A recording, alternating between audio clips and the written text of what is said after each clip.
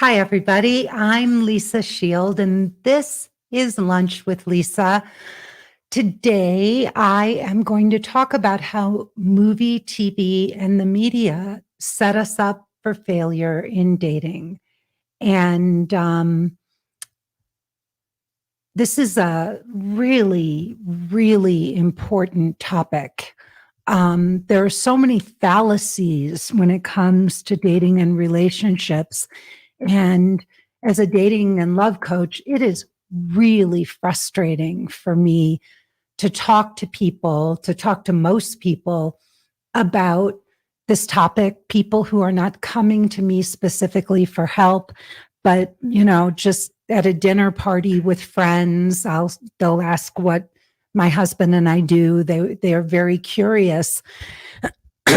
And so few people really understand what it's like to be a single woman out in the dating world who's been struggling to find love for years, right? They get so their idea, especially if they've been in a couple for a very long time, their ideas, the general public's idea of how relationships are formed or how they can be formed is extremely narrow and limited and controlled by television and film and the media. So what we see typically are relationships where two people just meet and fall in love and they decide to be together.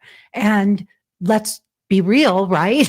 That would be ideal. That would be the ideal circumstance, that you don't have to do any work on yourself to become a better person. You don't have to search for a partner. You don't have to go online. You don't have to do any of this consciously. Our dream and the fantasy that we're fed is that we're just going to be going about our lives and circumstances will bring us in contact with the right person or the right people, and we'll fall in love and live happily ever after. And if we're really being honest and we're looking at our own love lives and the love lives of most of the people around us, they don't tell a great story. They don't paint a good picture of that kind of approach to relationships.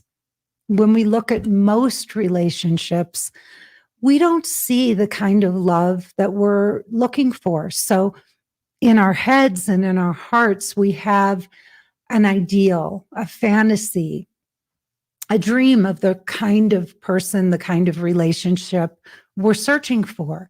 And most of us, if we look at this, if we haven't been jaded, but if somebody were to say to you, well, what's your dream? And you were to say, wow, I just want to meet this wonderful man. I'll adore him. He'll adore me. We won't be able to do enough to make each other happy. We're just going to meet and it's going to feel like the stars aligned and that we're just the two luckiest people in the world. And we have this idea that this love is just going to keep growing and expanding over the course of a lifetime. But most of us never really stop and look at all of this realistically. And if you do, you'll realize that almost every single love story we see, all the Disney movies, a lot of the romances, they all end right when the couple declares their undying love, but they never show you what happens, 2 years or 10 years or 20 years down the road. We don't get to see that these couples mostly don't have a happily ever after.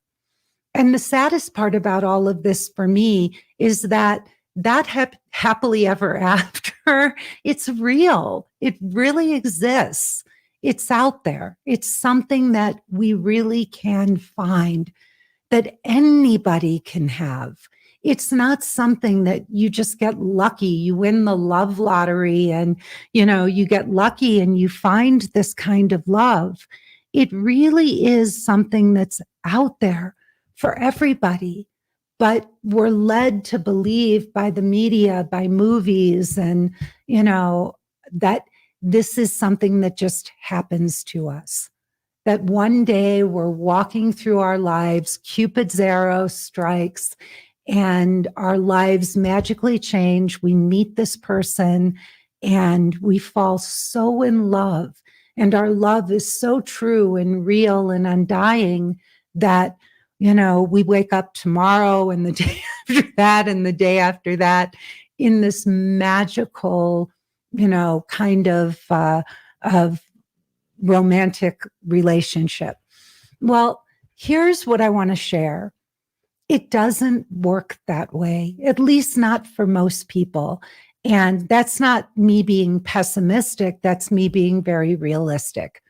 If you were to look around at all the relationships you've seen in your entire lifetime, and you were to think about how many couples you've actually looked at and thought, I want what they have. They have that magic secret, right? That perfect relationship. I mean, look at the way he looks at her. Look at the way she looks at him. I mean, we see so few relationships like that. And the truth is, anybody can have that. Anyone. But it doesn't fall from the sky. It's not like God is just going to reward you with this phenomenal relationship and you don't have to do anything to merit that, right? Love is our birthright. We are all entitled to be loved. But you still have to cultivate the qualities of a truly good and loving and generous, kind, compassionate, forgiving, grateful person to be able to coexist in a truly magical relationship and to be able to have the skills to sustain that through your lifetime. So I talk to so many women on the phone who say that they're on a spiritual path. So many of the women I talk to day in and day out will tell me, Lisa, I've done so much work on myself. I'm so spiritual. I've done this course and I've worked with that person and I've done this thing. And that's all fine and good. I did those things too. That's partly how I got here. But there came a time in all of that spiritual work or the therapy I was doing, the courses I was taking, all the hours of meditation and soul searching. There came a point where I just woke up in my life and I looked around at all these fairy tales I'd been fed because just like everyone else, I thought that I was going to keep becoming a better and better person. And the right guy was just like, I was going to get discovered like a Hollywood movie star. Like I would just turn into this absolutely fabulous woman because I'd done so much work on myself and I'd spent years in therapy. And I was just, some guy was going to look at me and just fall wildly, madly in love with me because I was such a wonderful human being and I would fall in love with him. And that didn't happen. And one day I was looking at the approach of my 40th birthday, and I had a very, very serious talk with myself. And I thought, Lisa, something's wrong with your approach. Like something isn't working here. Something's not working. And you have got to take this seriously because it's not just happening. This great guy isn't just waltzing into your life. In fact, for all the years I had been doing this personal growth work, the truth was I was a better version of myself and I actually had less dates, less male interest. It wasn't helping me become unblocked in this part of my life. And so this fantasy, this lie that I had been told, be yourself, and the right guy will come along, work on you, learn to love yourself, whatever, people were telling me, I mean, I was doing all of those things and I wasn't meeting any men. In fact, I thought that as I elevated, I would start to attract higher quality men. And in fact, I attracted no one. And when I looked at the relationships I was having, the few that I did have, they weren't great. They weren't really improving. And so I looked around and I said, Lisa, you got to get this thing solved. Like, you don't want to waste the best years of your life reading dating books or going to more personal growth workshops, trying to become even better and better and better and searching for something elusive. Well, what I knew was that life is a personal growth path, right? And so I can learn these lessons and grow and expand my own consciousness and become the kind of woman that I want to become. And I can do that by working with Don Miguel Ruiz or getting my master's in spiritual psychology, or I could just start doing, walking towards love, dating, meeting men, seeing this as a spiritual path and starting to apply all of the spiritual things I had learned to this part of my journey. And that's something that many, many, many people miss. They think that they're just going to go out on a date and meet sit across from a guy and it's just going to click. Well, I don't know about you, but for me, that was not happening. It wasn't happening. I wasn't clicking with the men I wanted to click with. Sure, I could sit there and say, oh, I have no trouble getting dates, or especially with the internet, 21 years ago or more, I had no trouble getting dates. That wasn't the issue. The issue was I wasn't clicking with these men and they weren't clicking with me. And so I thought to myself, I am blocking this somehow for all the work I've done, for however fabulous I think I am, forever, for whatever I thought wonderful things I had to offer a man as a partner. I wasn't clicking with the right man. And maybe you're not either. You go on dates, maybe you can have, I don't know, a 3-month or a 6-month relationship, and then it just fizzles out. One of you loses interest, or it just never quite gels, or I don't know, but you're going through the same patterns and repeating the same cycles over and over and over again. And the truth is, you don't know how to connect with men. You haven't learned how. Just because you're sitting across from a man on a date doesn't mean that you know how to talk to a man. It doesn't mean that you know how to create a romantic connection with a man. And so you're sitting there waiting for something to happen, for you to feel that spark or chemistry or something, or have enough cocktails so that you both look dreamily into each other's eyes. Maybe that'll do the trick for you. But most of us never really learn how to go on a date and connect with that man. I mean, consciously know exactly what to say and do to create an absolutely wonderful connection. We're so up in our heads. For the first thing, we're so up in our heads, just kind of, intellectualizing the whole experience and wanting to connect. And does he think I'm pretty enough or intelligent enough? Or, what do I say to this? Or did I say the right thing or the wrong thing? We're so busy up in our heads analyzing, but we really don't know what we're doing on a date. Most of us don't. And again, back to the subject or the topic here, we're fed these lies by the media, by culture, by our parents, our sisters, our girlfriends, movies, Jerry Maguire and Disney movies and The Notebook. We're fed all of these stories that we're just supposed to meet the perfect person.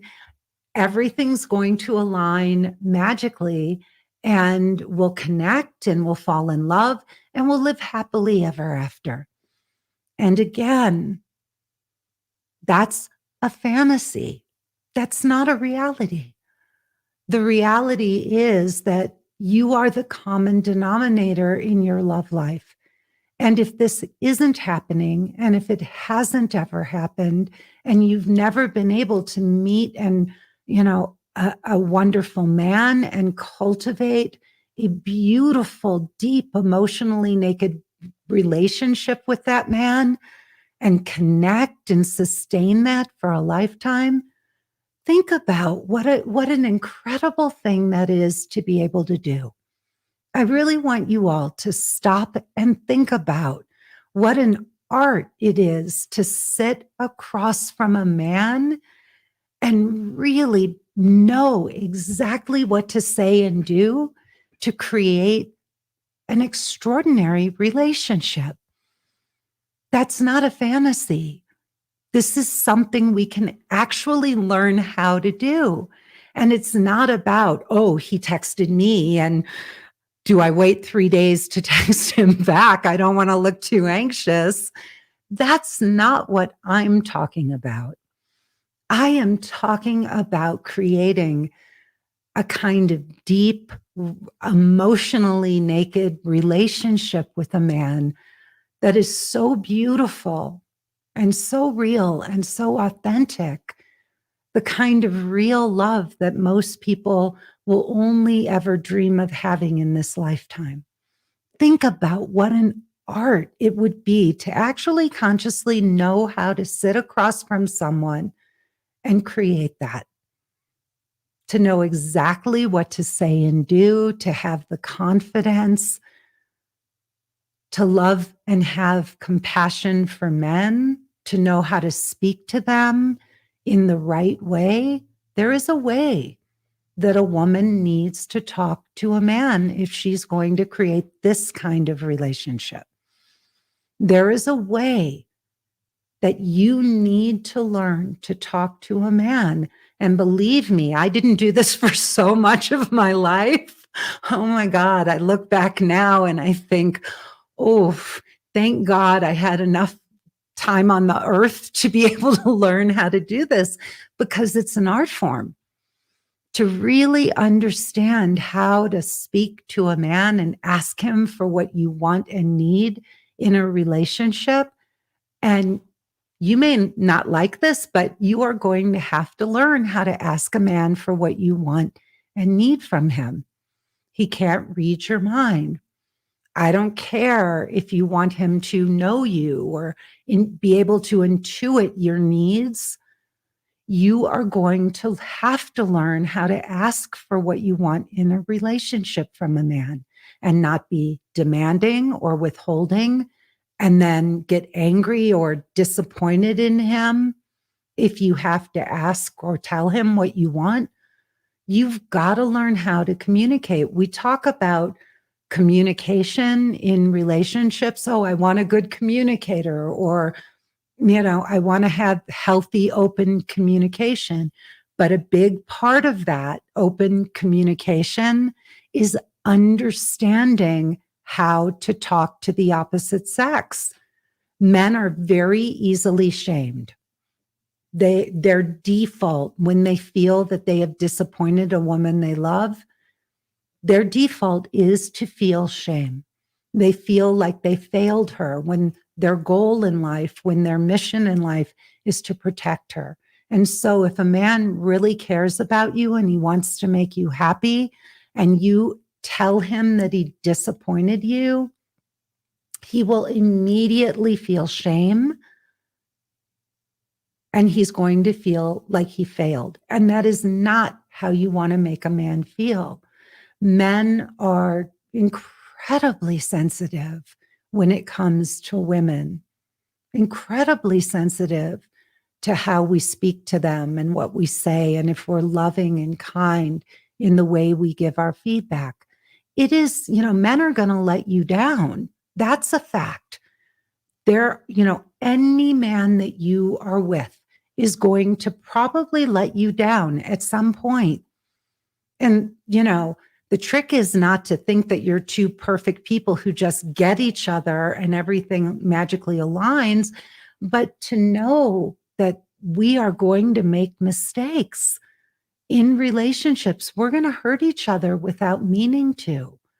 We're going to disappoint one another. And believe me, you will disappoint him too. You're not so perfect. I'm not so perfect that I'm not going to disappoint my guy.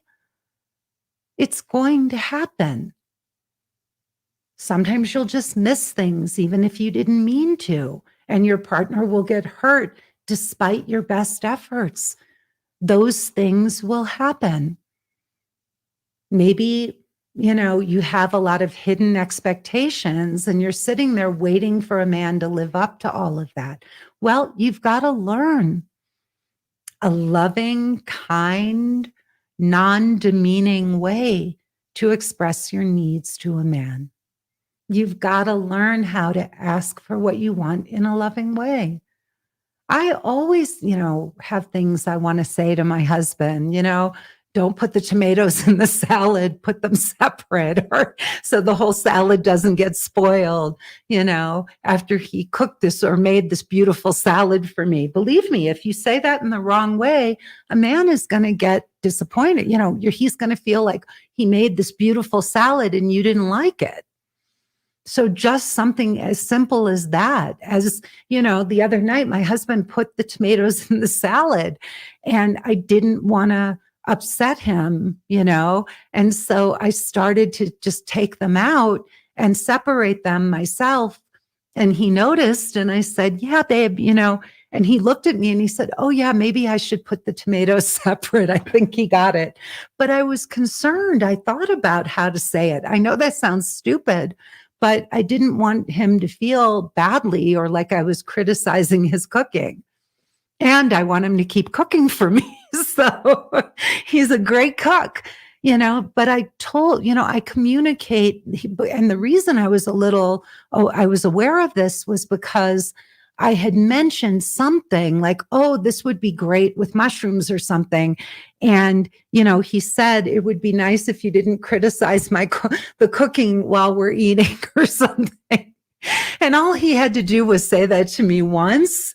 And I knew, I was aware, of that he was a little sensitive and that so I was thoughtful in the way I let him know about the tomatoes in the salad. He said, yeah, I should probably take the tomatoes out. And I said, yeah, I think that would be a great idea because sometimes they spoil quicker than the rest of the salad. And it was perfect. But my husband and I have, he is really he is the kindest human being, the most thoughtful person I've ever known. And so he has taught me so much about how to say things. And the beauty is that I've learned through being with Benjamin for the last 19 years that we can say almost anything to another person if we say it with love and kindness and thoughtfulness for how it's going to land. If we think about our tone of voice, if we think about stating things in a positive way rather than a negative way, there are very, very simple ingredients. If we say them with compassion and kindness, and we're really wanting for the other person's higher good, all of those things will come across. Our intention, our tone of voice, all of those things are communicated when we're talking to someone. And I have had many, many, many male clients who have said to me, I really, really like this woman, but I don't like her tone of voice. And I couldn't marry a woman with that tone of voice. And what he means is there's something condescending or lecturing or mothering in the way that she talks to him. and he doesn't like it. And he won't marry a woman who treats him that way. He's not going to sign up for a lifetime of that.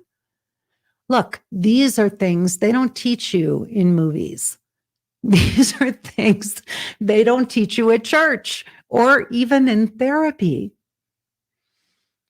Building a beautiful, loving, lasting relationship with another human being. This is one of the richest and most rewarding focuses in life. Doing this, learning these things, studying these things, learning how to create a deep, emotionally naked connection with a man who you are wildly attracted to. That is the dream. Someone you can completely be yourself with, knowing that he sees all of you, the good, the bad, the ugly. He sees it all. And he just loves you. He chooses to love you. I know that's how Benjamin feels about me. You know, we have a 9-year age difference, and sometimes I still feel like I'm a girl with him, not immature, but, you know, I look at him and he's such a man. He's such a man. And yeah. But here's the thing, you know, and I look at him and I just think, wow, he's got it all figured out. And he pretty much does. And I have so much respect for him. And I can be all of who I am with this man who I love and admire and respect more than anything in the world.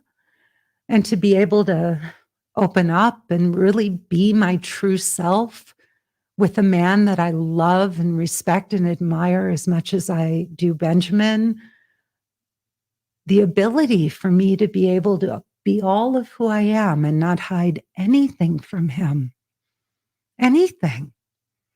And to know that even if I go to him and I share, you know, my emotionally naked self, if I have an issue or a problem in my business or I do something wrong, I know that if I go to him and share those things, if I feel that I may have harmed a client or said the wrong thing, and I'm feeling shame and embarrassment over that, my husband won't shame me or judge me.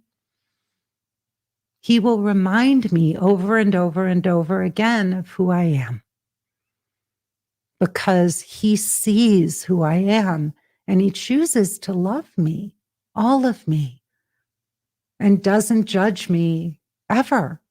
And that's an amazing thing. And I feel the same way about him.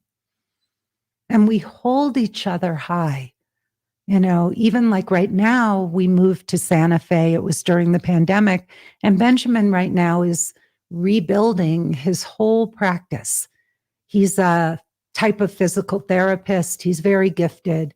But Santa Fe is a brand new market for him. And he's 69 years old. He was willing to come here for, you know, with me and in some ways for me, because he knew I wanted to leave LA. And Benjamin had a 40-year practice there. 40 years. He could fill every hour of every day of the week if he wanted to with clients.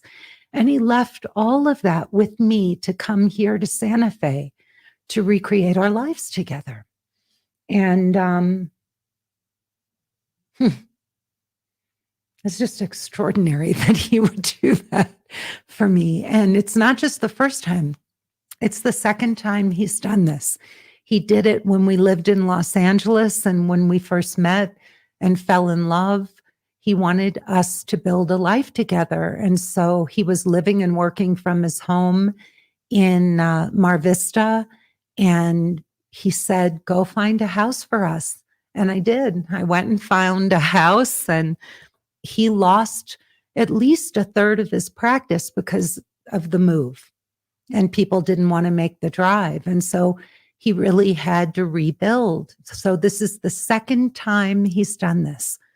But I know his work is his life. He loves what he does, loves it. And I know how hard he's struggling. He doesn't like not being busy and being active every minute of the day. It's got to be heartbreaking to look at his calendar and not see very many clients scheduled. And yes, there is an excitement in rebuilding and knowing that he will do it. He has the confidence. He knows it'll happen. And he and I both know it'll only take one or two really good referral sources, and that guy's going to have more than enough clients. But this time, this period right now, this in between time is really, really hard. It's really hard for him. And right now, having me and having this relationship and having my love and support and having me there to keep reminding him of who he is. Imagine what a gift that is. And I don't doubt him for a second. I don't doubt for one moment that he won't get this back, get his practice up and thriving. And I know he's up to it, but at 69 years old, that's pretty extraordinary that he was willing to do this. I don't think it would have happened if it hadn't been for the pandemic. But this kind of love, where we can be all of who we are and we don't have to put up walls or pretend or have pretenses. We can bring our full selves, both of us, to this relationship. You don't hear about this in the movies. You don't see this kind of love, this kind of devotion, this kind of openness and emotional nakedness. You just don't see it. Movies, Hollywood, Disney, we have princes with glass slippers and fairy tales, but not this. And the saddest part about that for someone like me is that we can accomplish this. Especially, I want you all to think about what I'm about to say. I know being single can be hard as hell. I was there. I wanted a partner more than anything in the world. I wanted to be in love, and I wanted a great love. But you are in an ideal position right now. You're in an ideal position. If you are single and you do not have a partner right now, you have the option. If you choose to do this, you have the option of going out and finding one. You don't have to sit back and just wait for it to happen. You don't have to spin your wheels.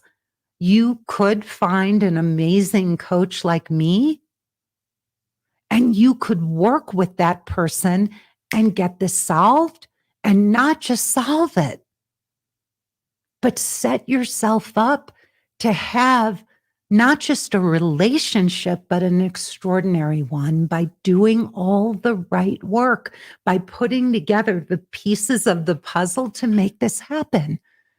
Can you imagine what that would be like?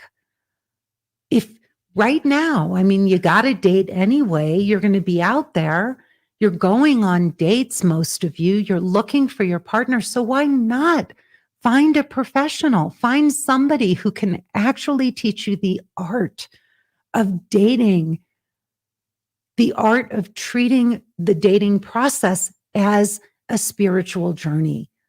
Especially if you've been doing personal growth work, why not work with a love coach who can help you take everything you've already learned and apply this to your dating experience so that you can attract not just anyone, but what I call a guardian of your soul. Instead of waiting for a prince with a glass slipper to waltz into your life so you can live happily ever after, what if you could go out there and just have a roadmap? I teach my clients in 12 weeks, more than most women will ever learn about this subject in a lifetime. In 12 weeks, I put the pieces of this puzzle together for you, and I show you how to go out into the dating world and consciously choose your partner. And the beauty is my program is so empowering. It is so enlivening. It is so life affirming. I mean, it really is incredible because many of you don't realize how oppressive this part of your life is.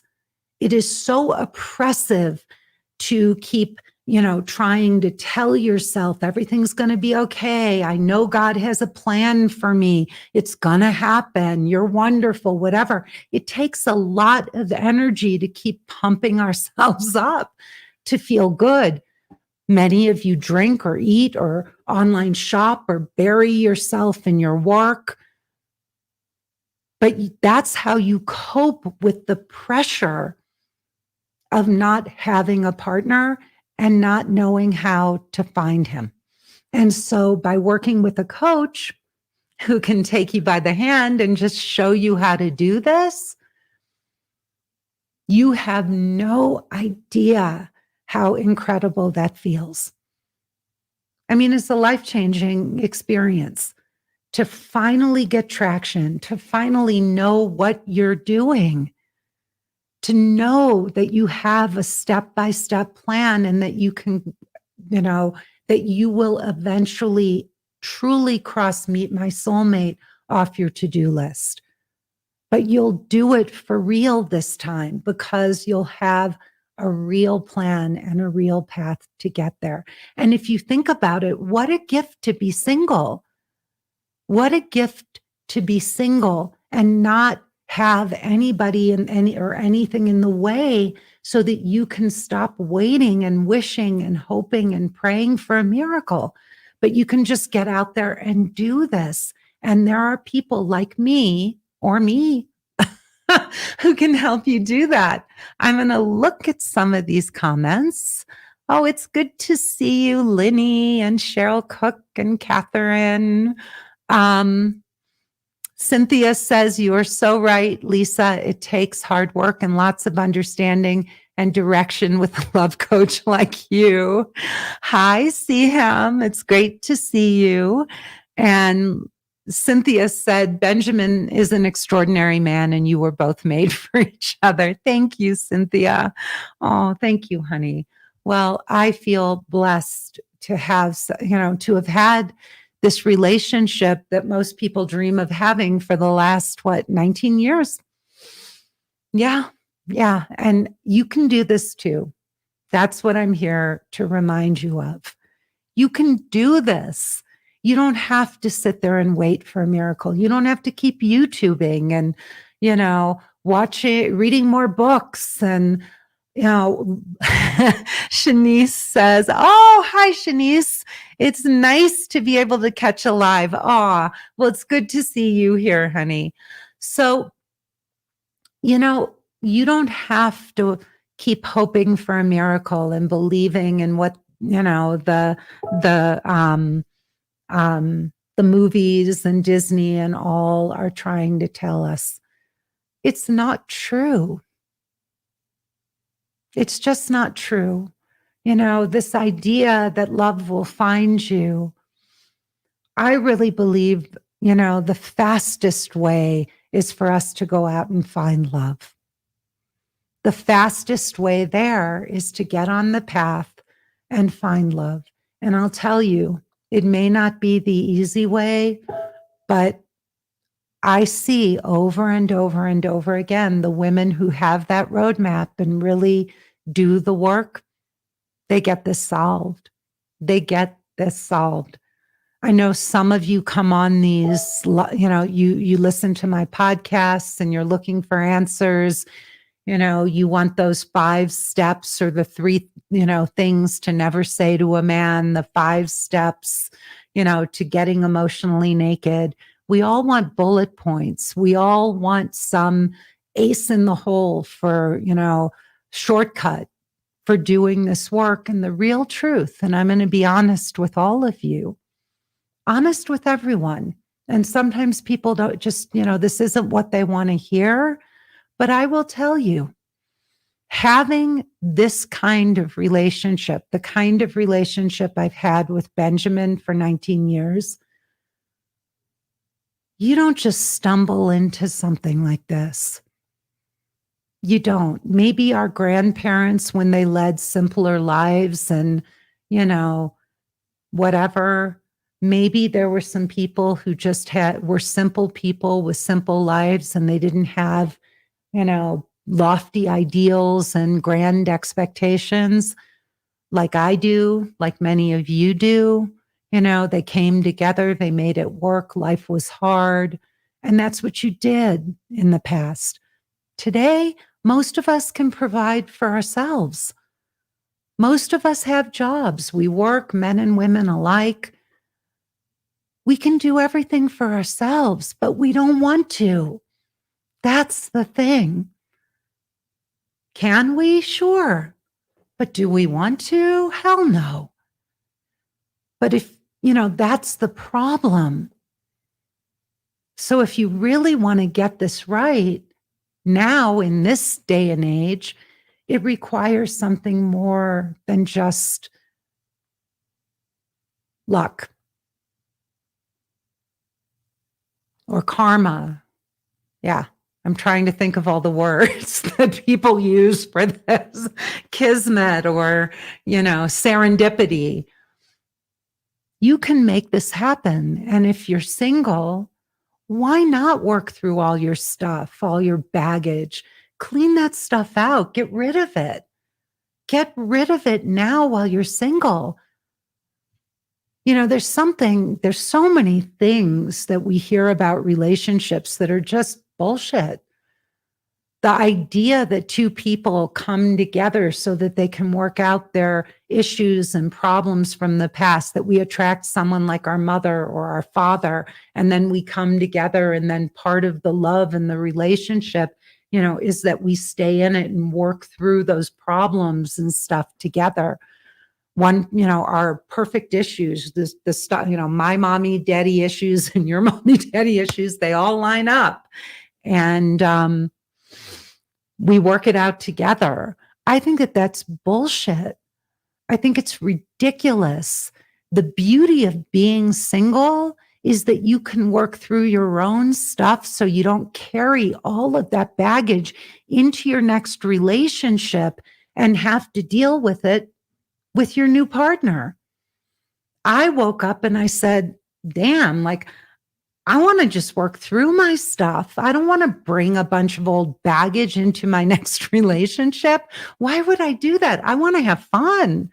I want this relationship to be a ball. And I don't want to be processing with my partner. I tried that, by the way, for 13 years. It doesn't work. I wanted to work through my own stuff and take responsibility for my own emotional well-being. So I didn't bring that into this relationship. And because that was my intention, that's exactly the result I got. Benjamin and I don't process. We don't argue. We have fun. We have fun. And if something comes up, we talk about it, we deal with it, and we're done. Easy peasy. Because we don't want to sit around and argue and be right and whatever and process. Oh, my dad used to talk to me that way. I don't want to be talked to that. You remind me of my father. You remind me of my mother when you do that. I don't want to have relationships like that anymore. You have a choice. Right now, you're single and you can set yourself up for something amazing. And that's what I show you how to do. That's what my course is. So let me just, wrap things up here. Annette says, I have learned so much in the past year about how to be with a man in my feminine from taking your course. I'm so different now. Annette, that makes me so happy to hear that. Well, here's what this course is that Annette's talking about. I do a 12-week course called Emotionally Naked Dating. It is open to smart, successful, single women who have everything except a wonderful man to share their lives with them. So it's really important that you're in a good place in your life. And this is the one missing piece. You have a good, solid job.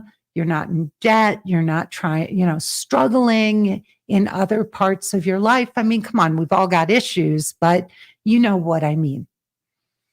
That your life is pretty together. Like you're at a place where you really feel ready for love. Those are the women I'm looking for.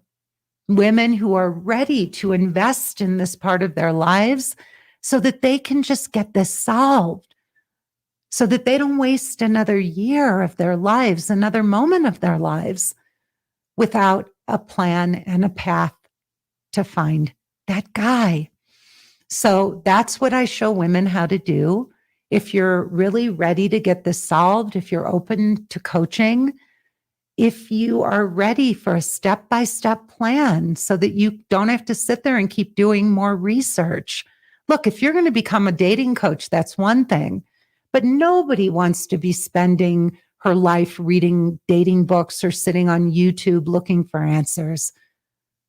Imagine if you could just get this solved. Just get it solved. That's what I do. So I'm Lisa Shield. Please go to lisashield.com if you want to watch my presentation, or you can click the link below this video or this podcast. And the webinar is 45 minutes long. Many women say it's the best one they've ever seen.